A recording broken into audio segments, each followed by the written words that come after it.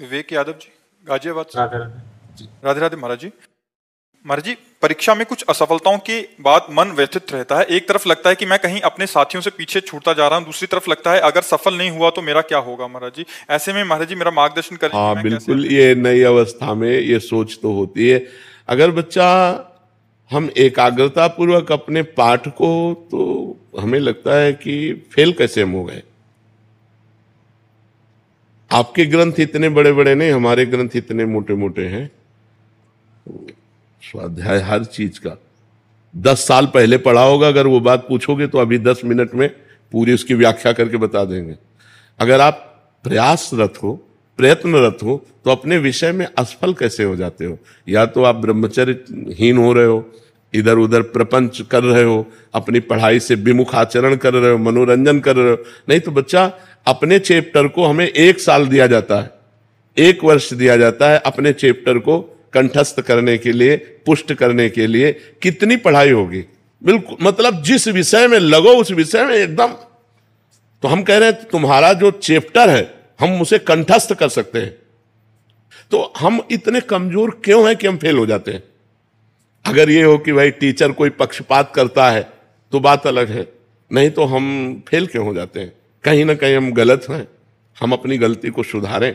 और असफलता मिलना सफलता का एक प्रतीक है कि हमें और जोश आना चाहिए।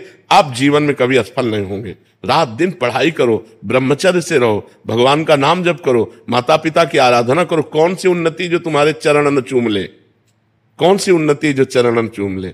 इसलिए हमें तो लगता है कि हम अपने धर्म ग्रंथों को ऐसे याद किए हैं जैसे काका का गा नहीं याद किया जाता, ऐसे याद। उठते बैठते चलते फिरते जो पद है, पूरी 84 जी, पूरा सुधा निधि जी, पूरी सेवकवाणी, पूरी स्फुटवाणी, उसे जिस विषय में लगे तो अपने विषय में लगे, जिस विषय में लगे तो एकदम लगे। तो आप फेल कैसे हो गए। अपने विषय का ज्ञान आपको क्यों नहीं है। ऐसा तो कोई चैप्टर प्रश्न दिया नहीं जाता जो क्लास का ना हो। मान लो आप 12वीं में हैं तो 12वीं के क्लास के अंतर्गत ही आपको दिया जाएगा। ऐसा नहीं है कि आपको आगे का दिया जाए।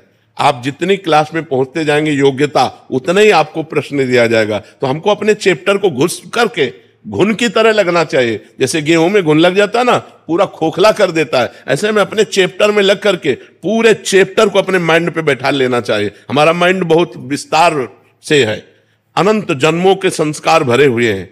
छोटी सी चिप में मन की अनंत जन्मों के, तो ये सब पूरा आपको भर लेना चाहिए। कहीं ना कहीं आप प्रमाद कर रहे हैं, कहीं ना कहीं आप त्रुटि कर रहे हैं, उसको संभालिए। नहीं तो ये निराशा ऐसी बढ़ जाएगी कि जीना मुश्किल हो जाएगा। बच्चे अभी बच्चे हैं ना, अब जैसे देखा कि जैसे इन्होंने कहा हमारे दोस्त सफल हो रहे हैं, तो दोस्तों के सामने नीचा, घर परिवार में जाने पर कि यार हमने यार इतने रुपए लगाए और तुम फेल हो गए, यार ठीक नहीं है।